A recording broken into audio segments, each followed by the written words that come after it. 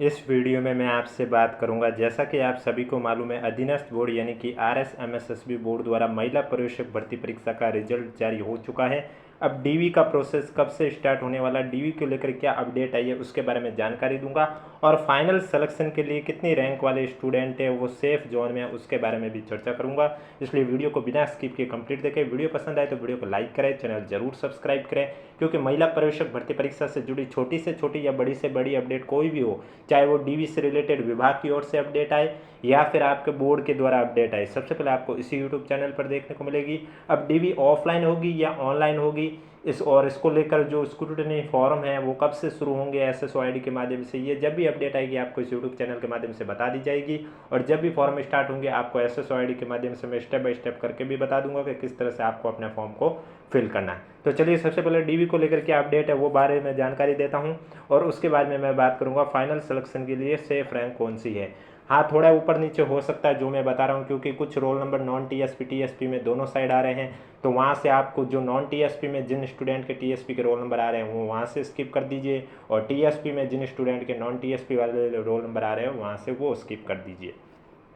जब किसी स्टूडेंट द्वारा आज मेजर जनरल आलोक राज जी से पूछा गया था कि सर हमें महिला पर्यवेक्षक 13 जुलाई की कुछ अपडेट बता दीजिए, उसमें डॉक्यूमेंट वेरिफिकेशन कब तक होंगे, यानी कि जो 13 जुलाई को अधीनस्थ बोर्ड द्वारा आयोजित हुई महिला पर्यवेक्षक भर्ती परीक्षा, इसके डीवी का प्रोसेस कब तक होंगे, इसको लेकर क्या अपडेट दी है अधीनस्थ बोर्ड के अध्यक्ष आलोक राज जी ने। उससे पहले वीडियो को लाइक नहीं किया तो एक बार वीडियो को लाइक कर लीजिए और चैनल जरूर सब्सक्राइब कर लीजिए। तो आप देख सकते हैं इन्होंने लिखा है कि अबार तक कोनी बेरो थावस राखो, यानी कि इसका अर्थ हुआ अभी तक इन्हें नहीं पता है कि कब तक आपकी डीवी होगी। थावस रखो, धैर्य रखो, जब भी अपडेट आएगी आपको बता दी जाएगी। फिलहाल यही है कि अभी तक डीवी के लेकर कुछ नहीं सोचा है। अब डीवी को लेकर भी ये रिजल्ट भी जारी करेंगे बोर्ड द्वारा, वो भी अपडेट जब भी जारी करेंगे मैं आपको इस यूट्यूब चैनल के माध्यम से बता दूंगा, क्योंकि डीवी में 2 गुना कैंडिडेट को शामिल किया जाएगा, और वो 2 गुना कैंडिडेट कौन है अभी तक बोर्ड ने वो लिस्ट जारी नहीं की है। बोर्ड ने जब रिजल्ट जारी किया तो उसमें सभी कैंडिडेट के रिजल्ट जारी कर दिए हैं मेरिट के साथ कि कौन सा स्टूडेंट कौन सी रैंक पर है, कौन सी महिला स्टूडेंट। अब मैं बात करूंगा फाइनल सिलेक्शन के लिए कौन सी रैंक वाली महिला स्टूडेंट है वो सेफ जोन में है, उसके बारे में चर्चा करूंगा। सबसे पहले नॉन TSP की बात करूंगा और उसके बाद TSP की बात करूंगा। उससे पहले वीडियो को लाइक नहीं किया तो एक बार वीडियो को लाइक कर लीजिए और चैनल जरूर सब्सक्राइब कर लीजिए। तो जैसा कि आप सभी को मालूम है महिला पर्यवेक्षक भर्ती परीक्षा ये 209 पदों पर आयोजित की गई थी, जिसमें से 164 पद थे ये आपके नॉन TSP के थे और 45 पद है ये आपके TSP के थे। अब नॉन TSP के 164 और 45 पद TSP के थे। अब कौन सी रैंक वाले सेफ जोन में है, तो सबसे पहले मैं बात कर लेता हूं नॉन TSP की। नॉन TSP में जो टॉप के 46 रैंक की महिला स्टूडेंट है, फिर चाहे वो कौन सी भी कैटेगरी से हो, SC से हो, ST से हो, OBC से हो, EWS से हो, किसी भी कैटेगरी से हो, जो टॉप की 46 महिला स्टूडेंट है वे सभी सेफ जोन में हैं फाइनल सिलेक्शन के लिए। क्योंकि जैसा कि आपको मालूम है जनरल के जो पद होते हैं वो सभी कैटेगरी से काउंट किए जाते हैं, चाहे वो आप किसी भी कैटेगरी से हो, OBC से हो तो भी वो आपके जनरल में काउंट हो जाएंगे, और उसके बाद OBC की वो सीट खाली रह जाती है। अब आपको कैटेगरी वाइज चेक करनी होगी तो आपको क्या करना होगा, 46 के बाद से चेक करना है। यानी कि जैसे कि आप EWS कैटेगरी से, मैं नेक्स्ट कैटेगरी का ही बता के दिखा देता हूँ आपको, जैसे कि आर्थिक रूप से कमजोर वर्ग यानी कि EWS कैटेगरी।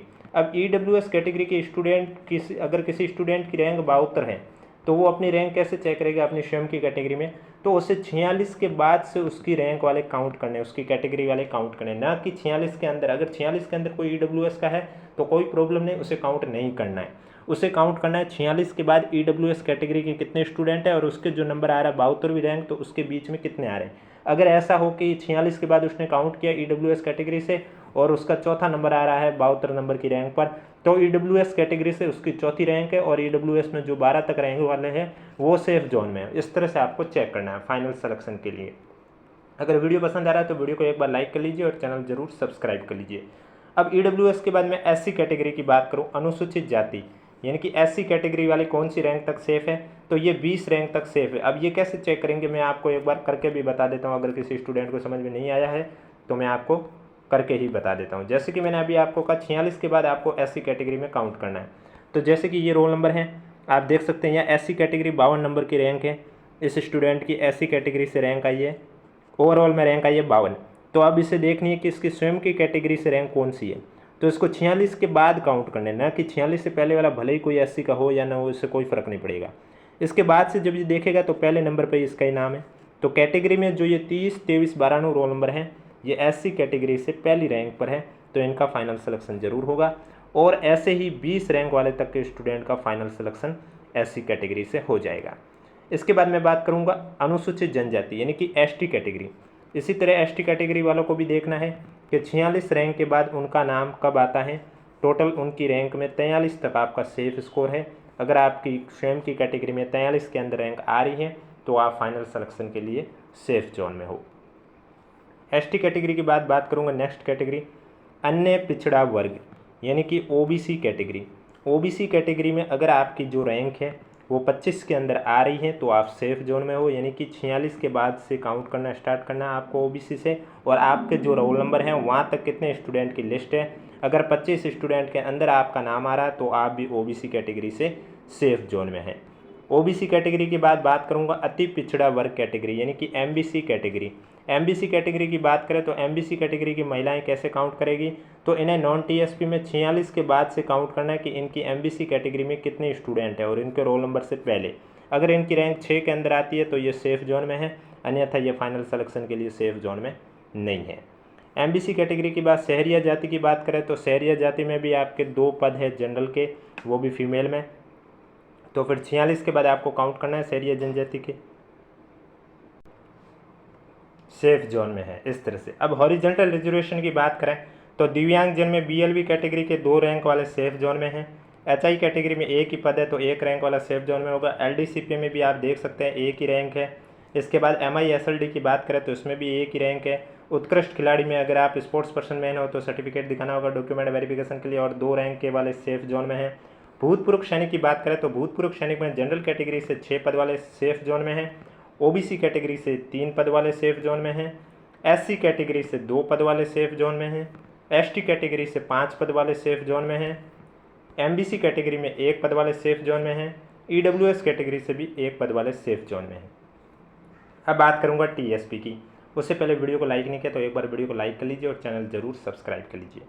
TSP में अगर आपकी रैंक 20 के अंदर आ रही है, फिर चाहे आप SC से हो या ST से हो, तो आप सेफ जोन में हो। ध्यान रखें जो नॉन TSP के काउंट आ रहे हैं स्टूडेंट उनको काउंट नहीं करना है, यानी कि जैसे कि TSP में अगर कोई आपकी रैंक से पहले OBC कैटेगरी का आ रहा है तो उसे काउंट मत कीजिए, क्योंकि ये आपके नॉन TSP में इंक्लूड होगा। तो जो 20 रैंक के अंदर आ रहे हैं वे तो सभी सेफ जोन में हैं। अब अगर कैटेगरी वाइज देखना है, जैसे कि SC वाले देखेंगे, अनुसूचित जाति वाले, तो उनको ये देखना है कि 20 रैंक के बाद और उनके रोल नंबर से पहले कितने स्टूडेंट हैं। अगर आपका रैंक 2 के अंदर आ रही है तो आप सेफ जोन में हैं फाइनल सिलेक्शन के लिए।